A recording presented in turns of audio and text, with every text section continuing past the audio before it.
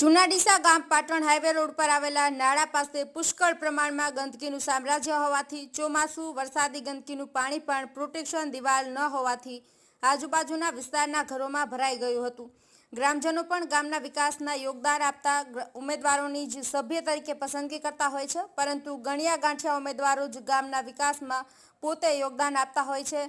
જેમાં ward number 12માં સતત ત્રીજી વખત ચૂંટાઈને આવતા હસમુખભાઈ મોદીના ધ્યાન પર આવતા પોતે સ્થળ ઉપર ઊભા રહી જેસીબી લાવી સાફ સફાઈ હાથ ધરવામાં આવી હતી તથા વર્ષો જૂના પ્રશ્નોનું નિરાકરણ લાવવા સરકારશ્રી દ્વારા જીવનધારા સોસાયટીમાં રોગચાળો ન ફાટી નીકળે તે માટે પ્રોટેક્શન દિવાલ તથા પાકું નાળું બનાવી ખુલ્લી ગટરમાં ભૂંગળા નાખવામાં આવ્યા હતા તેવી લોકો દ્વારા માગણી કરવામાં આવી છે।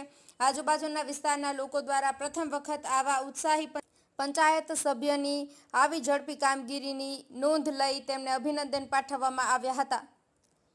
વી કે મંડોરા, જૂના ડીસા।